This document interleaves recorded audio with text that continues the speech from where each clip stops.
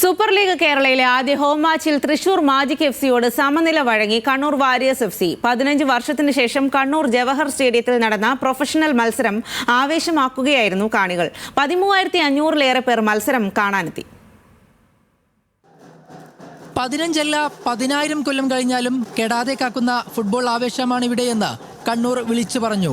ജവഹർ സ്റ്റേഡിയത്തിലെ ഗാലറികൾക്ക് ചുവപ്പിന്റെ ചന്തം ചാർത്തി ആർത്ത് വിളിച്ച് റെഡ് മറൈനേഴ്സ്. കിക്ക് ഓഫ് മുതൽ അധിക സമയമായ 7 മിനിറ്റ് വരെയും ആവേശത്തിലാറാടി സ്റ്റേഡിയം. സംഘാടകരുടെ അടക്കം പ്രതീക്ഷകൾ തെറ്റിച്ചാണ് പ്രായഭേദമില്ലാതെ ഫുട്ബോൾ പ്രേമികൾ ഒഴുകിയെത്തിയത്. 15,000 പരമാവധി ശേഷിയുള്ള സ്റ്റേഡിയത്തിൽ 13,686 പേർ കളി കാണാനെത്തി.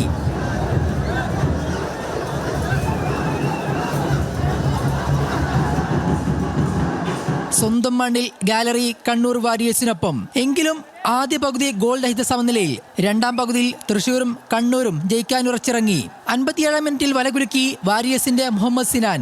ഇടയ്ക്ക് തൃശൂരും വലകുലുക്കിയെങ്കിലും ഓഫ് സൈഡിൽ കുടുങ്ങി. റഫറി അനുവദിച്ച 7 മിനിറ്റ് അധിക സമയം പൊരുതി കണ്ണൂർ ജയം ഉറപ്പിച്ച സമയം. അവസാന നിമിഷം പക്ഷേ വിജയാരവ് മുഴക്കിയ വാരിയേഴ്സ് ആരാധകരെ നിശബ്ദരാക്കി സമനില പിടിച്ചത് തൃശൂരിന്റെ ബിബിൻ അജയ്. മത്സരം സമനിലയിലെങ്കിലും കാണികൾ മടങ്ങിയത് ഒരു പ്രൊഫഷണൽ മത്സരം സ്വന്തം നാട്ടിൽ കണ്ട സന്തോഷത്തോടെ. ന്യൂസ് മലയാളം, കണ്ണൂർ.